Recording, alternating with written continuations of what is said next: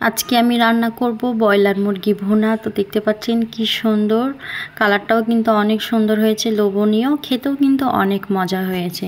তো শুরু করা যাক। প্রথমে আমি কড়াইয়ে তেল দিয়ে দিয়েছি, তারপরে পরিমাণ মতো আমি পেঁয়াজ কুচি দিয়ে দিয়েছি। এখন এটাকে আমি হালকা করে ভেজে নিব, লাল লাল করে।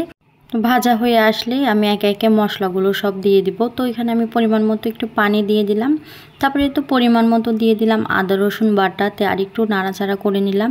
এখন হলুদ মরিচের গুঁড়ো দিয়ে দিব পরিমাণ মতো। তো পরিমাণ মতো আমি দিয়ে দিলাম হলুদের গুঁড়ো, আর তো পরিমাণ মতো দিয়ে দিয়েছি মরিচের গুঁড়ো। তো আপনাদের মতো দিতে পারেন।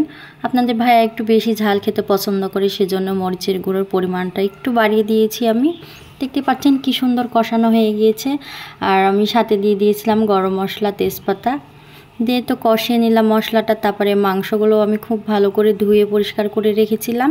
তো যেহেতু একটা লেবু দিয়ে আমি ধুয়ে নিয়েছি, না হলে ব্রয়লার মুরগি একটা আষ্টা আষ্টা গন্ধ করে। যেহেতু আপনাদের ভাইয়া খুব একটা খেতে চায় না, আর আমি এভাবে রান্না করে দিলে কিন্তু খায়, সেজন্য আর কি একটু ভালো করে রান্না করে নিচ্ছি। তো আমি ধুয়ে তো চড়িয়ে দিলাম, খুব সুন্দর একদম ভুনা ভুনা করে নিব।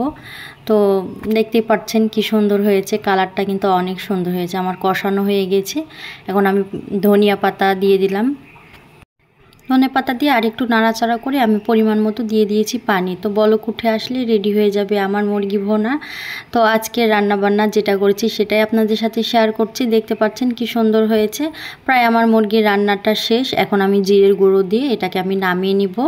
তারপর ওইদিকে আমি ভাত চড়াবো, তারপরে আবার ভাজি করব, পটল আলুর ভাজি করব।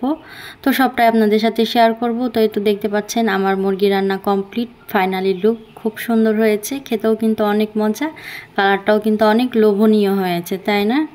তো এইভাবে ভুনা করে দেখতে পারেন, খেতে কিন্তু অনেক ভালো লাগবে। ওইদিকে আমি রাইস কুকারে ভাতটাও চড়িয়ে দিয়েছি। প্রায় আমার ভাতটাও হয়ে এসেছে। কি সুন্দর একদম ঝরঝরে ভাত হয়ে গেছে, খুব ভালো হয়েছে। রাইস কুকারে আসলে সুবিধা হয় ভাত রান্না করতে, রাইস কুকারে ভাতটা চড়িয়ে দিয়ে অন্য কাজগুলো করা যায় আর কি।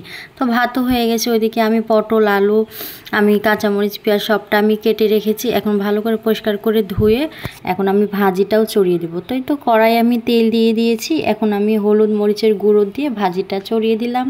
তো দেখতে পাচ্ছেন আমি ভাজিটাও চড়িয়ে দিয়েছি। তো আমার ভিডিওটা যদি ভালো লেগে থাকে অবশ্যই লাইক কমেন্ট শেয়ার করবেন, ইউটিউবে সাবস্ক্রাইব করবেন, ফেসবুক পেজে ফলো দিয়ে পাশে থাকবেন প্লিজ। তো ফাইনালি আমার ভাজিটা হওয়ার মধ্যে একটু নাড়াচাড়া করে নিলাম। আর ভাজিতে একটু বেশি তেল না দিলে কিন্তু খেতে ভালো লাগে না। তো আর একটু আমি তেল দিয়ে দিলাম, দিয়ে এখন একটু ভাজা ভাজা হয়ে আসলে আমি এটাকে নামিয়ে নেব। তো ফাইনালি আমার হয়ে গিয়েছে ভাজিটাও। তো আজকের রান্নাবান্না শেষ। তো কেমন লাগলো অবশ্যই কমেন্ট করে জানাবেন। আল্লাহ হাফেজ।